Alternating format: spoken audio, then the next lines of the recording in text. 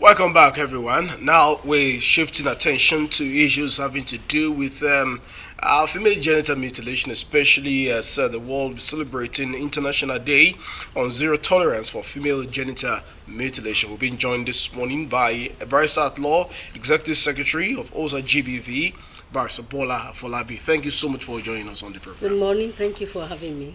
Now, one wonders why we're still talking female genital mutilation at a time like this, when civilization seems to be at the highest pedestal, as it were. But then we still find this problem staring us in the face. Why does this fester?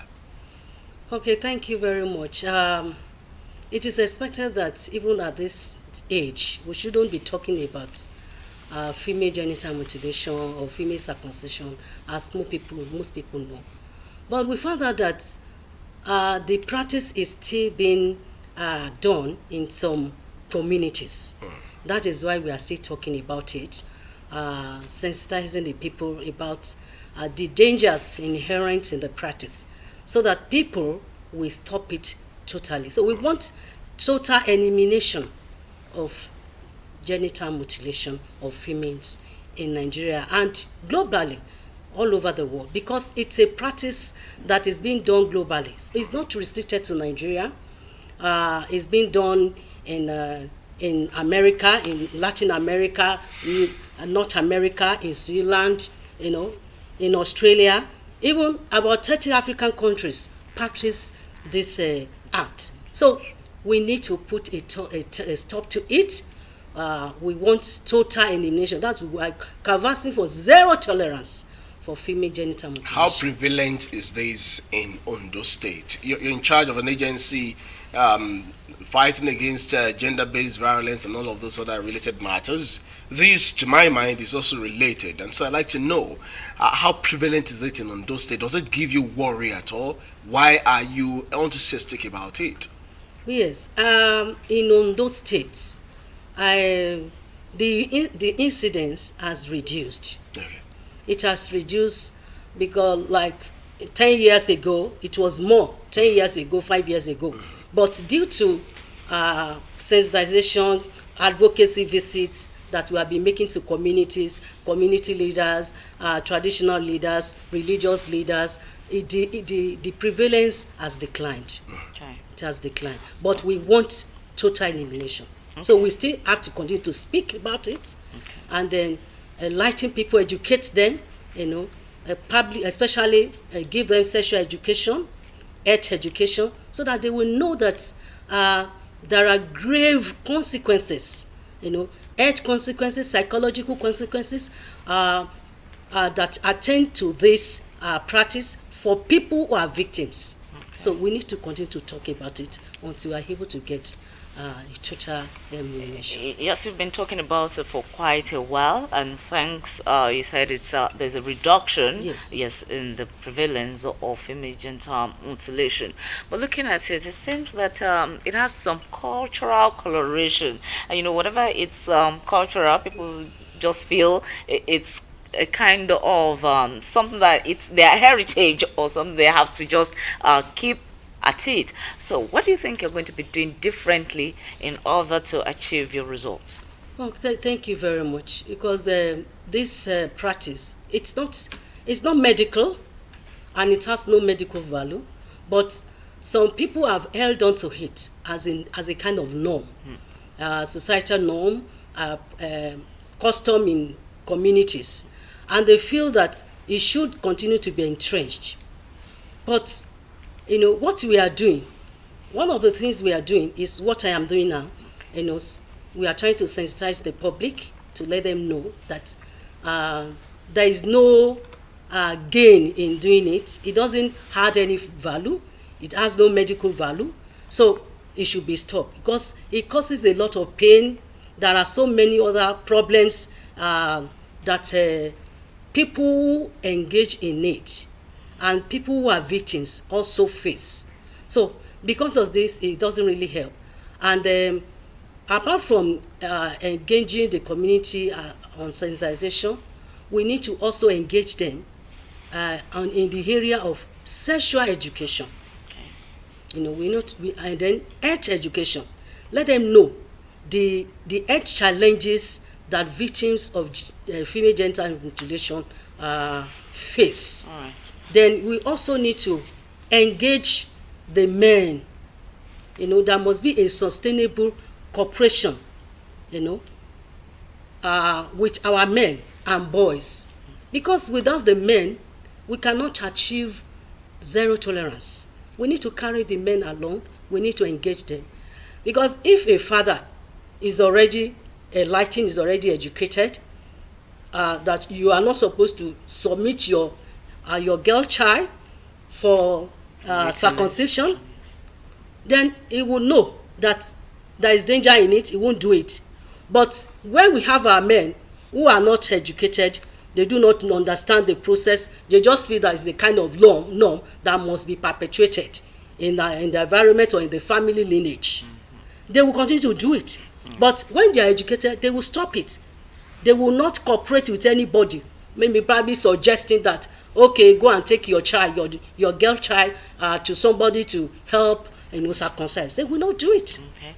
Yes, you're talking about lineage now. You know, most times these things are hung on taboos. If you do not do it, you may not be able to have a child. You know, there are different scary implications attached to it, which probably would make some communities feel like, who doesn't want to have carry his or her own child, you know, who wants to suffer this, who wants to suffer that. So are you engaging traditional practitioners, you know, so as to come out and say nothing will happen to you, you know, to at least allay the fears of the people, to make them realize that we were doing this thing at some point because of so reasons, and we are stopping it now, and nothing is going to happen to you, or whatever fears it is they have, because some people would actually give you some instances of people who did not do it and this sort of thing happened to them. So how do you want to engage these traditional practitioners to say we've revoked the taboos, nothing will happen to you? You see, I want to say that all the reasons given by people who engage in this art, they are just myths. They are not tenable reasons. Because it's of no medical reason. They have been found to be tissues of lies. So we have been trying to engage them. We bring together, you know, the traditional birth attendants, because we know that they are the one who usually practice this. So we have to talk to them, let them know the health hazards in this art. In fact, the art is even is crude. It's crude. You know, the pain that the victim go through, and it's enormous. Apart from the pain, it can cause infections, problems, difficulty in urination, infections, vaginal infection, uterus infection, pelvic infection. There may be increased rate of keloids, you know, where the scar, the injury will not heal, and when even if it heals, it becomes a scar there, and then you know swelling up.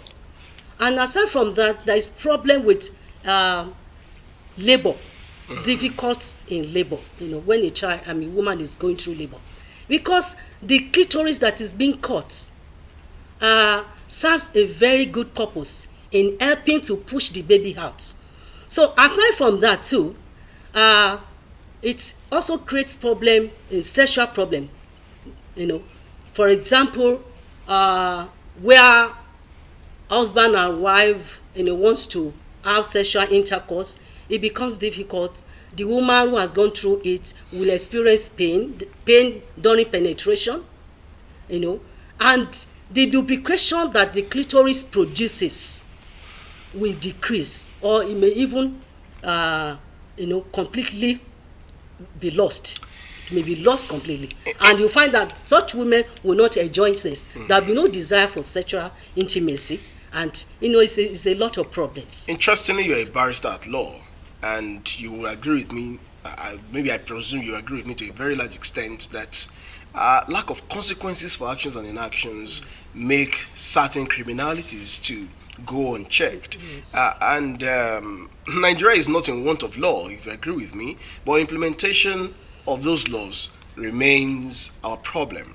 Now, I read to you a part of the VAP Act, which establishes that the performance of FGM, the female genital mutilation, or engagement of another to perform same carries a punishment of imprisonment not exceeding 4 years or a fine not exceeding 200,000 naira. Yes, we have the same section. I mean, the law that in you Ondo just read. State, domesticated. Yes, our I VAP understand law, it Section was. 8 of the VAP law. My question, also provides therefore, the same penalty. I agree with Yes. you.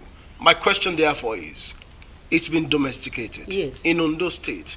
How well has it been used? Or are you saying there's not been a case of a violation of that act? What has been done to serve as deterrent to others that may have such tendencies? Now, if there is no report of a crime, there is no way you can mete out punishment to offender. Now, the problem is people who are victims of this act will never come out to speak. And that's the problem. So how can you punish somebody for an offense when there is no complaint? Nobody is pressing any charge. Nobody comes out and say, oh, somebody circumcised my girl child, or somebody asked me to go for circumcision, because there is punishment for whoever cancels, whoever hates or abets the practice. But if there's nobody coming out to speak, nobody is coming out to complain. I love this angle, and so I love this angle, and so I'd like to know. You are the executive secretary of that agency. Yes. I know you also have personnel working for you. Does that mean, for instance, in the neighborhood of someone, such thing happened, until somebody comes to report to, such case to you, nothing will be done? Because more often you also hear police officers tell you that it has not been officially reported, we don't have official complaint of this matter. Does that mean until there is an official complaint, even if as a political officer I'm seeing you do it, then there won't be consequences? It boils down to the same thing. Even in an environment, anywhere, if we do not have somebody, it might not even be the victim. It can be somebody around. That's Let why me be we have. direct. If you see, yes, and then somebody did not come to report to you, if I see it, definitely I will take action. If I see it, if I know where it is being done, immediately I will take action and will ensure that the perpetrator is arrested and they're taken through prosecution for punishment. But if I don't see, I may not take any step. But if I have people around that neighborhood and they see, they must be able to come up and say something. People must give us information. And that's the same. If you don't give police information of a crime, they won't know. They cannot take any step. It's what you know that you act on. So if I don't know, I don't see it, nobody comes to me to tell me, to inform me, I may not take any action. I may even assume that all is well.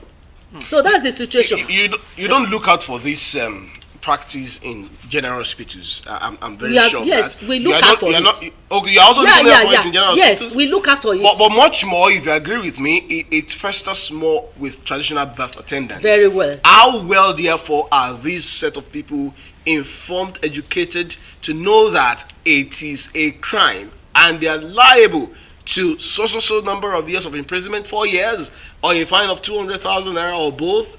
How well have you met minds with them to know? We have met with them regularly. In fact, recently, we brought together all the traditional birth attendants in the 18 local governments. Okay. Yes, to talk to them, and we even gave them a copy. We gave them a copy each of the VAP law, the Yoruba version, for them to read and understand, that female genital mutilation is not allowed anymore in the state, and it is punishable by 4 years imprisonment. So they know the consequence, and I don't think any one of them. In fact, they even told us that they are already aware. They have been educating themselves, and even our own contribution is also to help them more. So they are aware already. They know. They know the consequence if they do it. Okay. They know. Okay. They know. If anyone is doing it secretly, we also told them, please monitor yourself. If anyone is doing it secretly, let us know. We're not going to mention your name. No way. We won't do that. Just give us information. We'll take it from there. All right. The theme for this year's International Day on Zero Tolerance for Female Genital Mutilation is a voice, a future. Yes, and you know that most of the time, there's maybe why you're not actually getting the victims is because the victims usually are children. Where it's usually done when when a child is small. They're unable to speak for themselves. So how is this theme going to be achieved? Her voice, her future. That's most times she doesn't even have a voice when it happened. Yes, she does not have a voice, but she has a voice. Okay. People, because when this is done, people in a family, they will know. And it beholds on, somebody in a family to speak, on her behalf. to speak on her behalf. Then it's not usually babies. It's not usually babies. We have in some communities where it is when they are going into marriage that they will do it. Somebody called me and said, okay, in a particular community, in fact, the one that he witnessed, that it was the woman was already pregnant. It was when she was now going to her husband's house that the circumcision was done. Very, very painful. So it depends on the way the community perceive they or want to do it. So that's why we say it's a no. It's a no. So some of them, they will do it for children, maybe as from 8 days old and then more, up to 3 years or 6 years. But some adults, they do it for adults. So even for such adults, we expect that they should be able to come out and speak loud against it, so that we will be able to hear the voice and then garner support to ensure that they get the right justice they need, and also that their needs are taken care of, so that there will be a formidable movement against this gender-based violence of a thing, which is female genital mutilation, because it's the gender-based violence. Yes, it is. Really, it is. And have you had instances where you go to communities, you try to engage probably adults who have been victims of female genital mutilations before, to speak to their people, probably someone from that community to speak on the pains, of such practices? Yes. I remember the time we went to Ilara community. We brought women together and even men to speak about this. And some of them came out to speak. I am a victim. I am a victim. So I speak out against it. I try to educate people. And people who are victims they also speak. So it's not something that you hide. It's just for us to ensure that we end this violence. Okay. Well, I wanted to speak more on the theme for the year, a voice, a future. Yes, that's what we have been discussing, that, the victims need to speak out. What's the schedule of activities like to get this theme percolate to everyone? Yes. I understand that school is in session, and so school is in session. Are there things you intend doing to get this resonate with everyone? Yes. We are doing media engagement. Then we also try to speak to traditional birth attendants. Okay, we have not decided that the school aspect. Okay. We will still do it, but not today. Yes, but we have a way of communicating with them, in order to also understand this. I think the one we did last year, we went to schools. We went to schools last year. So we feel that we should not repeat going to school again this year. So why is it that your activities on this matter should just be once in a year? Shouldn't it be a regular thing? Okay, thank you. It's an international event, and it's an annual event. I know this event is a way just to create awareness, spread awareness, to curtail this practice, and it is initiated by United Nations, and so we have been doing it. Although talking about violence is what we talk about every day. We talk about every day, and violence is something that is against human rights, and female genital mutilation is also a violence. So we can't be talking about it every time, but anytime we have opportunities, we have engagements, we speak about it. And not only female genital mutilation, all other forms of violence against man, we speak about. Pastor Bola Fola, we have to thank you so much for coming to speak on this very sensitive matter, and wish you the very best in efforts at eliminating female genital mutilation in our society, especially in Ondo State, and by extension, Nigeria and the world in general. Thank you so much for coming. Thank you for having me. Everyone, this is where we say a very big thank you to you for being part of the Outlook.